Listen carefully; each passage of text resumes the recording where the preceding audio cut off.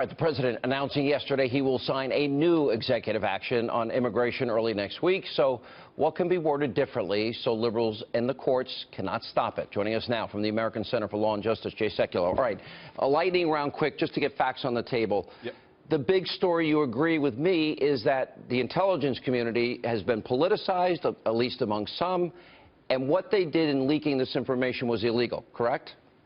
Absolutely illegal, and almost becomes a soft coup in a sense because of the leaks that have taken place, which violate federal law, a felony. Okay, and that would be the Espionage Act 18, U.S. Code 793. Correct. That's the unauthorized dissemination of information. Okay. The other thing is, so we know that our intelligence agencies, they were doing their job, and they were monitoring a Russian ambassador.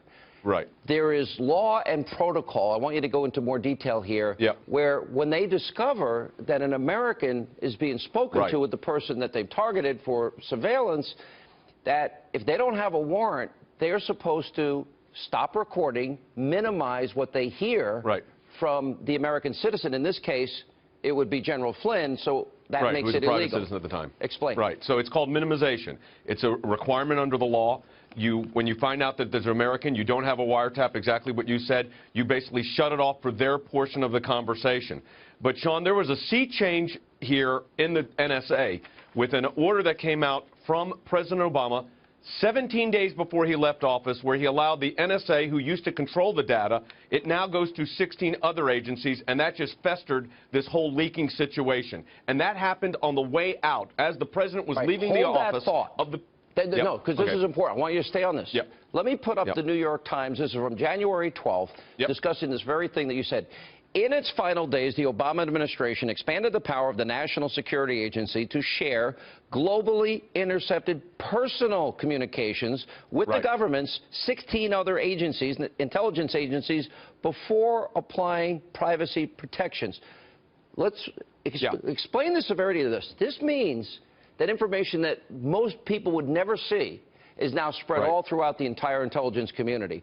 Explain the significance of that. The first question I ask is, why did the Obama administration wait till they had 17 days left in their administration to put this order in place? If they thought it was so important, they had 8 years, they didn't do it. That's number one. Number two, it changed the existing rules, which was an executive order dating back to Ronald Reagan that has been in place until 17 days before the Obama administration was going to end, that said the NSA gets the raw data and they determine dissemination. Instead, this change that the president put in place, signed off, by the way, by James Clapper on December 15th, 2016, signed off by Loretta Lynch, the Attorney General, January 3rd, 2017.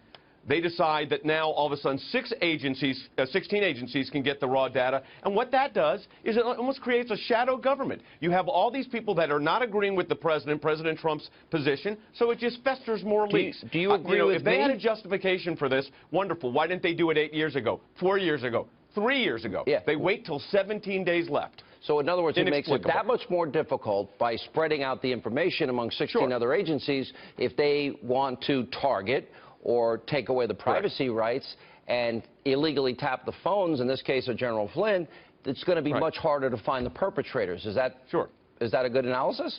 Yes, because what it's done is it's increased 16-fold the number of people that would have access to the communications. Initially, it was just the NSA. There's a very small amount of people that would have had access to this kind of data. But this change administratively by the Obama administration was so significant that they allowed the dissemination to 16 other agencies of raw data. And, Sean, we wonder why there's leaks. But I'll tell you something. President Obama, James Clapper, Loretta Lynch should be held accountable for this. Do you think it's not illegal what they did, but the way they did it, I'd like to know why. For the purpose of allowing their spies to do the very thing we see happening?